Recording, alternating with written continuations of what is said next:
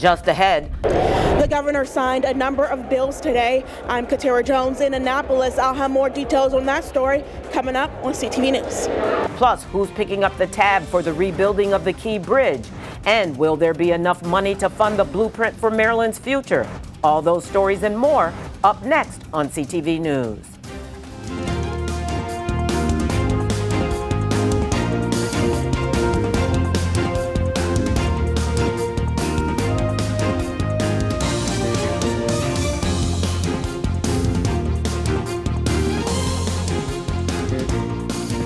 Good evening. I'm Byron Scott with a CTV News update. Thank you for joining us. Well, it's been a long legislative session in Annapolis, but it's finally over.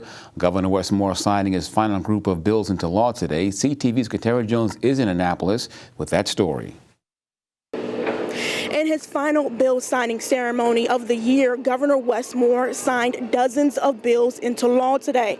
Moore signed House Bill 105. This law expands the state's current Noah's Law. Under the law, drivers that are convicted of drunk driving will get the ignition interlock device installed in their car. Now, the bill also got rid of the exemption that allowed drivers to plead down to probation before judgment. Now, this law is named after Noah Leota, the Montgomery County police officer who was killed by a drunk driver back in 2015. Another bill the governor signed is the Juvenile Reform Act. Prince George's State's Attorney Aisha Braveboy and Baltimore City State's Attorney Evan Bates backed this measure. Also, of course, will really benefit from the expansion of our juvenile crime statute. The reforms under this new statute, we believe, will provide a greater level of accountability, not just for the young person committing the offense, but for the Department of Juvenile Services and those of us who are responsible and have a role in the system. And all this bill did was allow us to look in the mirror to say we need to do more.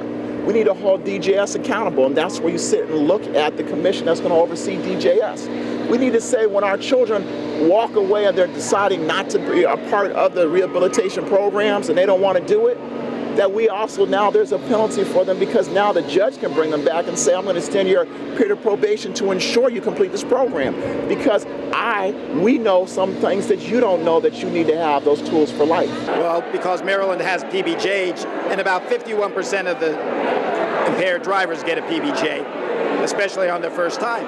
Well, what happens when they get a PBJ? They're not convicted. So we are finding that 60% or more weren't getting an interlock. That's a lot of people that we're not helping, and we're not helping the community.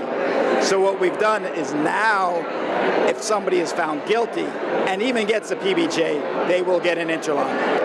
The governor also signed the Victim Compensation Reform Act of 2024. Reporting in Annapolis, Katara Jones, CTV News.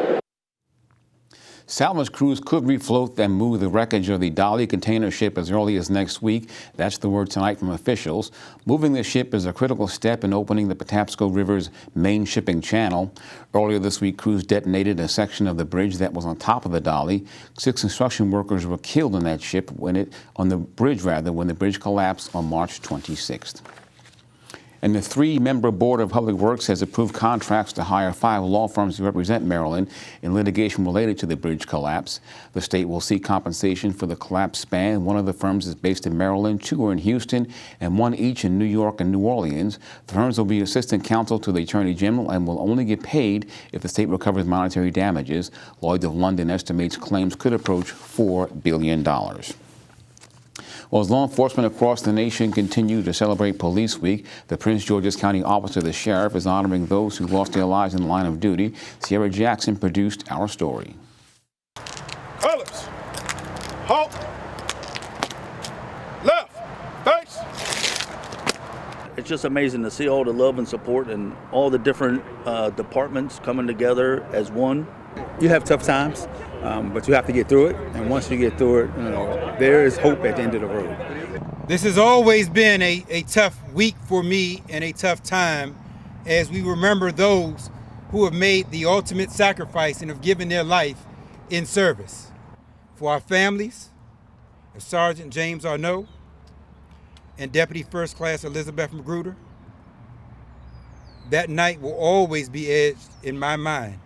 And it is one of the reasons why I am so passionate and so adamant about making sure that we take care of each other, that we take care of you, because this agency is not only just about service, it's about family. No matter who was the sheriff, whether it was Sheriff Jackson, Sheriff Carr, and Sheriff High, all three of them have supported us. I have a personal relationship with them. They call me not just about my wife, and the loss of my wife, but they also call just to check on me and my son to see how we're doing personally, and I really appreciate that. We thank you that our living is not in vain. And we know, dear Lord, those that have gone on before us, their living was not in vain. So continue to bless your people. Continue to bless the families of those that have gone on before us. Continue to bless this agency. This prayer we're thanking you for together. And we all say, amen. And a Prince George's County police officer has been placed on house arrest after allegedly assaulting his wife. Police were called to the home of 28-year-old Robert Harvin and his wife, who was also a police officer, this past Tuesday morning. According to court documents, Harvin began arguing with his wife, Donna, in a confrontation that turned physical.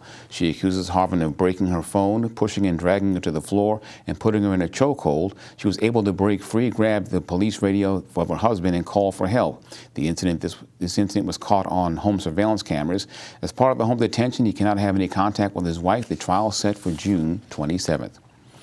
And the search is underway for 4 men after one of them fired shots at a Prince George's County detective from a carjacked vehicle last night. It happened in the area of Binghamton Place and Fairhaven Avenue just after 7 o'clock. Investigators say the detective saw a vehicle that had been carjacked from the Clinton area. That's when someone in the car fired at the detective multiple times. The vehicle was hit, but the detective, who did not return fire, was not injured.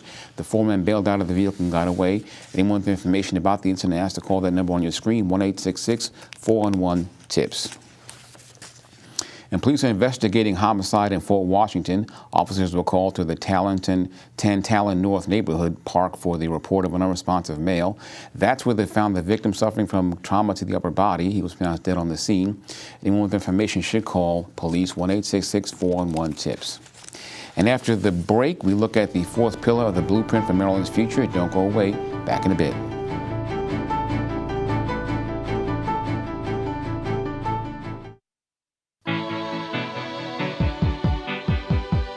Plastic is flooding our planet, polluting our land, air, and water, hurting wildlife and destroying delicate ecosystems.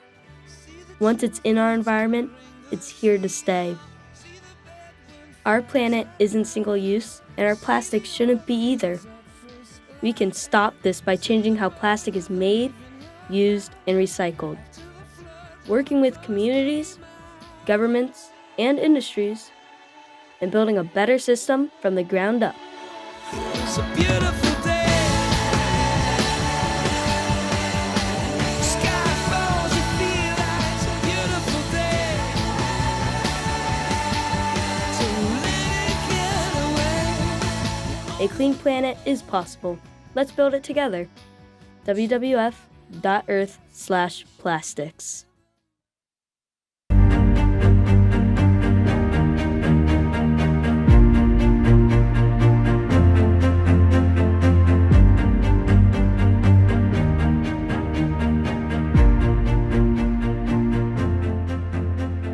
We're excited about the blueprint. Well, all this week, CTV has been examining the educational law that passed in 2021 called the Blueprint for Maryland's Future. It outlines goals in 5 pillars. CTV has covered the first 3 pillars, and tonight we present pillar number 4, which takes a look at budget issues behind the blueprint. We're excited about the blueprint because it makes an investment in our public schools. Cheryl Bose, president of the Maryland State Education Association, says she's elated that the state is funding the Blueprint for Maryland's Future through fiscal year 2027.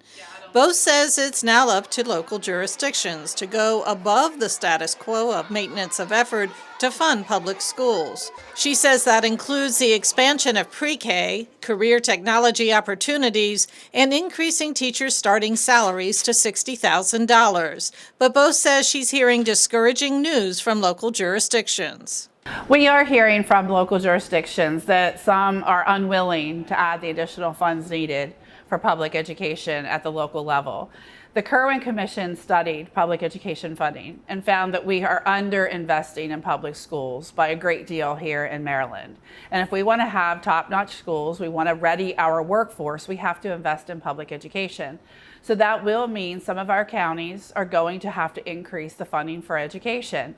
Many are resistant to that, and I believe that the voters need to hold them accountable. Prince George's County Executive Angela Alsobrooks has discussed numerous times the difficulties of funding Blueprint in the foreseeable future. Alsobrooks recently announced a freeze on 800 county positions, a cut to nearly all agency budgets, and using rainy day funds to fix a projected $171 million budget shortfall for fiscal year 2025. All of us around this state are committed to the Blueprint, and we were, quite frankly, asked to come up with innovative ways to be able to cover our share, which is why we use the telecommunications tax and energy tax to ask to be credited with the money that we would give to our school system, so that we could have the flexibility to fund the rest of our government functions. While the majority of the delegation supported Alsobrooks' request to shift funding, not all members were on board. What we are essentially doing is taking the energy tax and telecommunication tax that we had in addition to maintenance of effort, we're taking that, putting it into the general fund, and reducing the money that we're giving to our schools. And I had a concern about that. When the school system was asked, what would these cuts measure up to be? What would they actually materialize to be? They were talking about cuts to mental health services. They're talking about cuts to counselors. They're talking about cuts to education for folks with special needs. That's something that I can't support and something that I made sure my no vote said. Governor Wes Moore says he knows that many jurisdictions are having challenges with the incorporation of the Blueprint plan. And a lot of those things, the challenges are real, where we have a blueprint that was created before we knew what COVID was. We had a blueprint that has now gone through a few different superintendents that have tried to implement it. And we had a blueprint that did not have the cooperation from my predecessor. And so I believe in the premise and the promise of the blueprints, and I plan on working in collaboration with the legislature to make sure that it is properly implemented, but it's implemented in a sustainable way. Patricia Vallone, CTV News. Stay tuned as we discuss the last pillar, which creates a framework for governance and accountability. And after the break, students at Duval High School unveil an electric car. We'll have all the details next. Stay tuned. I always tell people I was the luckiest guy in the world. I wanted to be an Army man or a fireman, and I got to do both. As a firefighter, my job was about saving lives. I never thought one day I would be fighting for mine. After spending his career answering the call to save others, Ken was diagnosed with ALS. Now he's facing his biggest battle, for more time. For 70 years, Muscular Dystrophy Association has been answering the call to help people live longer and more independent lives. MDA means to me hope. MDA is leading the way for people living with ALS, muscular dystrophy, and other neuromuscular diseases by accelerating research, advancing care, and advocating to empower families like Ken's. I wouldn't be living as good of a life with ALS if it wasn't for MDA. MDA is helping people live stronger and love longer. Learn more at mda.org today. Maryland says goodbye to the troubled provider of medical care in state prisons. The Board of Public Works deciding yesterday that Yes Care will no longer provide medical services in state prisons and state-run jails. Virginia-based Centurion Group has been awarded the $1.7 billion contract. Under that deal, Centurion will expand services. And dozens of Red Lobster locations across the U.S., including 4 in Maryland, are on the chopping block. The seafood chain has been struggling for some time, with lease and labor costs piling up in recent years. Red Lobster is now considering filing for bankruptcy protection. A Chapter 11 filing could help Red Lobster exit from some long-term contracts and renegotiate many of its leases. It's unclear if Red Lobster plans to shutter any additional restaurants in the future. Well, the STEM students at Duval High School are set to take part in a regional electric vehicle race, but before they lined up, they were tasked with building a car. So they did.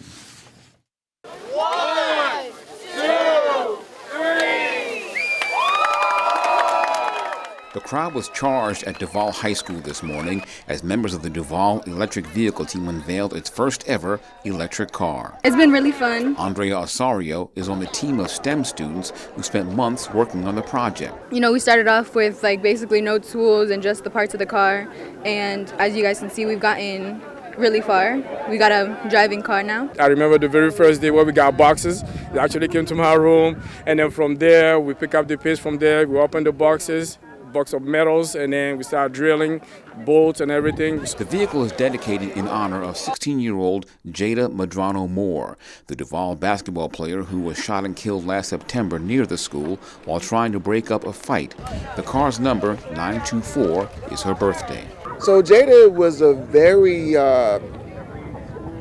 happy young lady, very competitive, very smart, and it takes a smart young person to be able to balance athletics and academics at the same time. The car weighs about 220 pounds empty and is fueled by 2 batteries. Students can rev it up to 30 miles an hour. We really had to put our brains together to figure out, there's a lot of problem solving. We had to figure out ways to get the car to run. There's regenerative braking on the car, so we had to figure that all out.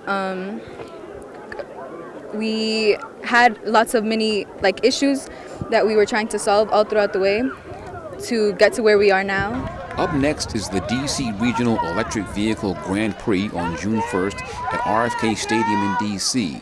Duval will face 29 other teams from Maryland, Virginia, DC, and Ohio. Who has the best car?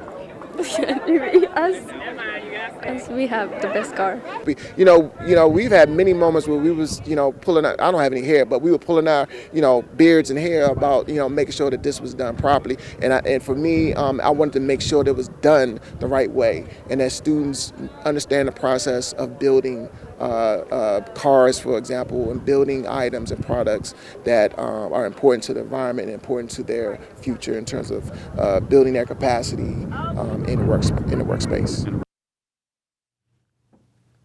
And the 47th Annual Write a Book Literary Competition Awards took place last night. Students from around the county were recognized for books they authored. The program, which fosters and encourages creative writing at all grade levels, had over 500 entries this year, and 38 K-12 schools took part.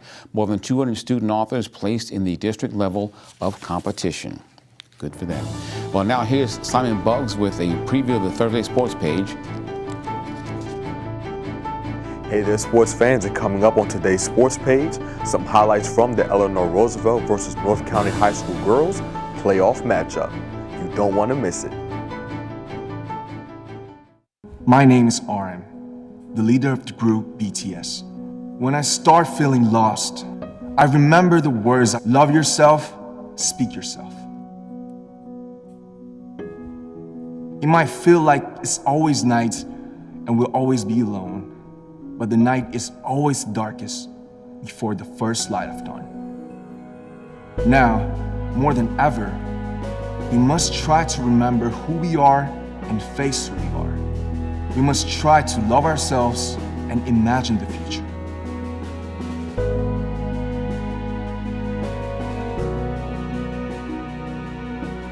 Life goes on. Life goes on. Life goes on. Life goes on. Life goes on. Life goes on. Life goes on. Let's live on.